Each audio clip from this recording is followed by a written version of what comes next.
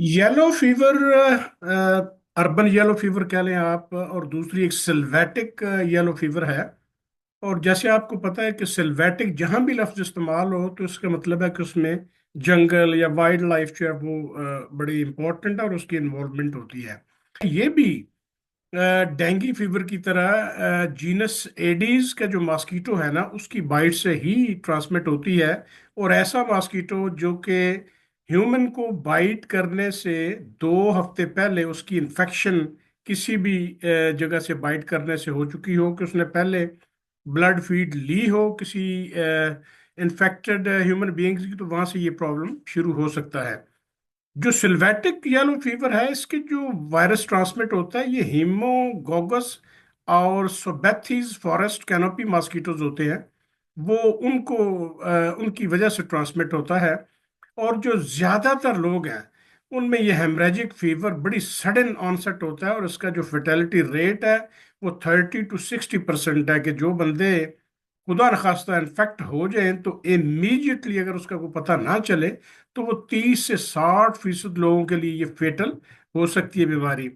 इसका जो incubation period है कि वो मॉस्किटो के बाइट करने के 3 से 6 दिन के अंदर एकदम जो टेम्परेचर है, फीवर है, बहुत ज़्यादा बुखार हो जाएगा, चिल्स होंगी जो जिसको कि आप सर्दी लगना कहते हैं, हेडेक है, डिजीनेस हो जाती है कि उसमें चक्कर आने शुरू हो जाते हैं, जो उसके बाद माइल्जिया कि जो मसल पेन्स है ना वो बहुत ज़्यादा हो सकती हैं।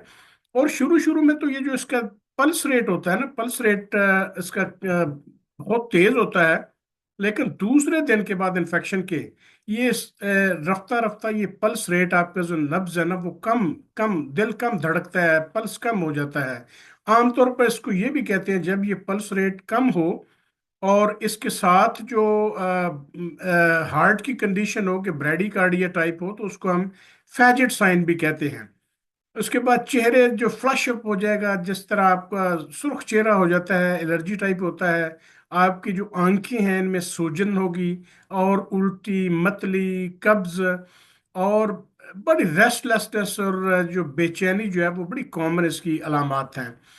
और जो कम दर्जा की इसमें बीमारी है येलो फीवर की, उसमें ये 1 से 3 दिन में ये बीमारी खत्म हो जाएगी, रिजॉल्व हो जाएगी। बॉडी का जो इम्यून सिस्टम है ना वो इसको कंट्रोल कर सकते हैं।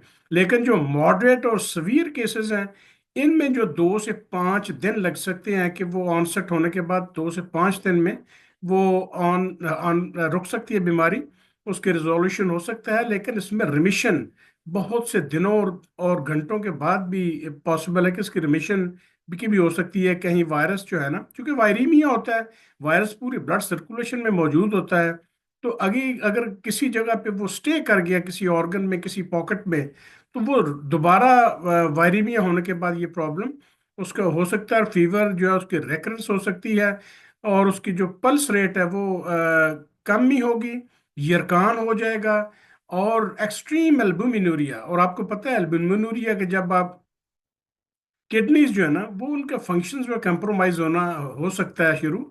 और एपिगैस्ट्रिक टेंडरनेस है कि मैदे के ऊपर हल्का हल्का हल्का हल्का आपको दर्द महसूस होगा, जिसे आमतौर पर कहते हैं ना मीठी मीठी सी दर्द, वो टेंडर लेकिन बेचैनी वाली होती है। और उल्टी, आपको खून की उल्टी जो है वो आ सकती है। और 5 दिन के बाद, अगर 5 दिन के अंदर ये कंट्रोल हो जाए तो ये ठीक है। और अगर ये 5 दिन में भी ये सिम्टम्स जारी रहती हैं तो this becomes a very serious बीमारी। और इसमें ओलिगूरिया हो सकता है, मुख्तलिफ हेमरेजेस बॉडी पे हो सकती हैं, मिकोजा पे इसकी हो सकती हैं, जुबान पे, चेहरे पे, नाक के अंदर। और बड़ी कंफ्यूजन और जो है बंदा महसूस करने लगता है, उसको समझ नहीं आता, कि बड़ा बेबसी के आलम में हो जाता है। आमतौर पर ये बीमारी जो है ना 1 हफ्ता तो ये रहती है, और उसके बाद इसकी रैपिड रिकवरी हो जाती है। असल कामयाबी इसको हैंडल करने की यही है कि ये इसको जो जितनी जल्दी ये डायग्नोसिस इसकी हो सके और उसकी सिम्प्टोमेटिक ट्रीटमेंट प्रॉपर की जाए। क्योंकि एंटीवायरल तो इतनी कोई स्ट्रॉन्ग ड्रग्स अभी तक अवेलेबल नहीं है, लेकिन क्योंकि बॉडी को टाइम लगता है उसको रिस्पॉन्ड करने के लिए, इसलिए उतने दिन तक जो उसकी सिम्प्टोमेटिक प्रॉपर ट्रीटमेंट है, उसकी थेरेपी है, वो जारी रहनी चाहिए।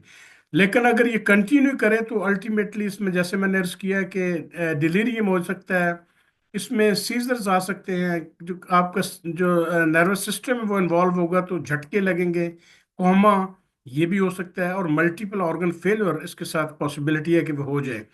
تو اس کی جہاں تک ڈائگنوسس کی بات ہے، ہاں ایک چیز میں بھول گیا کہ جب ریکوری ہو رہی ہوتی ہے نا، تو اس وقت بڑا پرون ہوتے ہیں پیشنٹ، چونکہ ان کا امیونٹی چیلنج بھی ہوا ہوتا ہے کمپرومائز، اور اس میں نمونیا جو سیکنڈری بیکٹیریل انفیکشن جو ہے وہ بھی پاسبل ہے۔ تو اس کو بھی مد نظر جو فزیشین حضرات ہیں ان کو رکھنا چاہیے۔ ڈائگنوسس وائرل کلچر ہے اس کا، خاص طور پر پولیمریز چین ری ایکشن کا جو ریورس ٹرانسکرپشن ہے نا، وہ اس کو ڈائگنوسس کی بڑی افیکٹو ہوتی ہے اور بڑی ریلائبل ڈائگنوسس ہے۔ سیرولوجیکل ٹیسٹنگ جیسے اینٹی باڈیز کے میں نے عموماً بات کرتا ہوں وہ ہوتا ہے۔ ٹریٹمنٹ اس کی کوئی نہیں ہے سوائے سپورٹو کیئر کے، اور وہ سپورٹو کیئر یہی ہے کہ آپ اس کو پیشنٹ کو مانیٹر کریں، اور ان میں جس طرح کی سمٹمز ہوں ان کو اس کا علاج کیا جائے۔ اگر بلیڈنگ وغیرہ ہو رہی ہے تو اس میں وائٹامن کے جو ہے وہ دے دیں، اگر بخار ہے تو اینٹی بایوٹک دے دیں۔ اور اسی طرح اگر آپ سمجھتے ہیں کہ یہ کوئی بڑھ رہی ہے بیماری، تو اس میں ایک ہوتا ہے سوکرل فیٹ میڈیسن ہوتی ہے جو کہ گیسٹرو انٹیسٹنل بلیڈنگ جو ہے نا اس کو روکنے میں کام دیتی ہے، کہ وہ آپ اگر آپ سمجھیں کہ یہ بیماری کنٹرول نہیں ہو رہی ہے اور یہ ہیمریجز کی طرف جا رہی ہے بات، تو آپ یہ سوکرل فیٹ جو ہے وہ دے رہے ہیں۔ ویسے اور بھی جو آپ کے فزیشین ایڈوائز کریں وہ ڈرگز جو ہے وہ میڈیسن جو ہے وہ دی جا سکتی ہیں۔ ایک کام ضروری کریں کہ جیسے ہی پتا چلے کہ کوئی یلو فیور کا کوئی پیشنٹ ہے تو اس کو فوری طور پر کوارنٹین کر دیں، باقی لوگوں سے اس کو علیحدہ کر دیں، کیونکہ یہ انفیکشن وہ ماسکیٹو بائٹ تو ظاہر ہے وہ کرے گا تو ایک سے دوسرے میں وہ پرابلم آ سکتا ہے۔ ایک اور بات اس میں یہ ہے کہ ایک تو ہے نا کہ ماسکیٹو کی اوائڈنس کریں پریونشن کے لیے، اس کی یلو فیور کی ویکسین بھی اویلیبل ہے، اور وہ ویکسین جو ہے نا وہ کوشش کی جائے کہ ایپیڈیمیولوجیکل ڈیٹا سجیسٹ کرتا ہے کہ جو پاپولیشن جہاں بھی یہ رسک ہے اس کا یلو فیور کا، اس علاقے میں اگر 80% ویکسینیشن کی کوریج موجود ہے تو ریلیٹیولی اس کا رسک جو ہے یلو فیور کا یہ کم ہے۔ دوسری بات یہ ہے کہ کوئی ماسکیٹو ریپیلنٹس جو ہیں وہ یوز کیے جائیں، ماسکیٹو نیٹس یوز کیے جائیں، تاکہ مچھر جو ہے آپ کا اور مچھر کا انٹریکشن نہیں ہو، یا اس طرح کے کپڑے پہنے جائیں جو کہ پروٹیکٹیو اٹائر جسے کہتے ہیں کہ مچھر وہ لڑے نہیں۔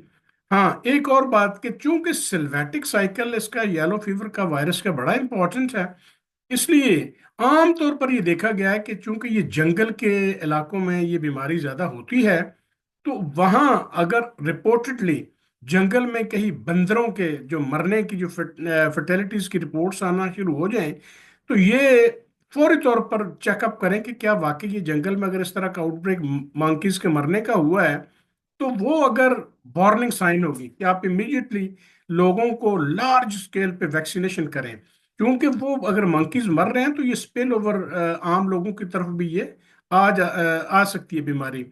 جو ان ویکسینیٹڈ انڈیویجولز ہیں نا، ان کو تو امیڈیٹلی اس ایریا کو جہاں یہ رپورٹ ہو جائے گی یلو فیور ہے تو وہاں سے ایویکویٹ کر جانا چاہیے، انٹل دے آر امیونائزڈ، کہ جب تک وہ ویکسین نہیں کروا لیں ان کو واپس سینٹر نہیں ہونے دیا جائے۔ یہ مانیٹرنگ بہت ہی امپورٹنٹ ہے۔